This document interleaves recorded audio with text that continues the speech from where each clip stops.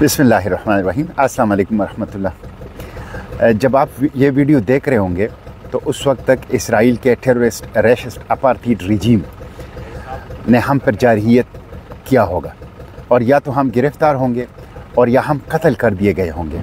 हमें अपनी गिरफ़्तारी और कत्ल का कोई खौफ नहीं है। अल्लाह ताला ने हमें हर खौफ से आज़ाद कर दिया है।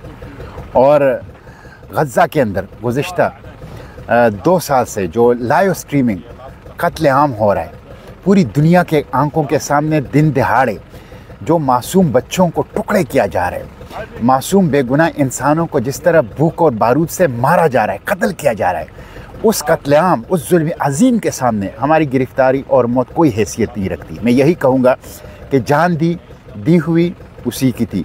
हक़ तो यह है कि हक़ अदा न हुआ, लेकिन आपका फ़र्ज़ बनता है कि निकलें।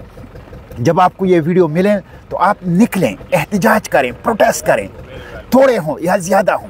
पाक फ़लस्तीन फोरम की कॉल पर लब्बैक कहें, पाक फ़लस्तीन फोरम की आवाज़ के ऊपर निकलें, पाक फ़लस्तीन फोरम का साथ दें और भरपूर एहतजाज करें। अपने गांव में, अपने शहर में, अपने चौकों में, अपने चौराहों में, अपने तालीमी इदारों में, अपने बार एसोसिएशन में, अपने प्रेस क्लब में, अपने दुकानदारों के अंजुमन के तहत, लेकिन भरपूर एहतजाज करें ताकि हुक्मरानों पर दबाव डालें, उनके ईवानों के सामने एहतजाज करें, पार्लियामेंट हाउस के सामने एहतजाज करें, सूबाई असम्बलियों के सामने एहतजाज करें, लेकिन ज़रूर एहतजाज करें ताकि हुक्मरानों पर दबाव बढ़ा सकें और उनको मजबूर कर सकें कि वो रियासती सतह पर, हुकूमती सतह पर इस जुल्म अजीम को रोकने के लिए किरदार अदा कर सकें।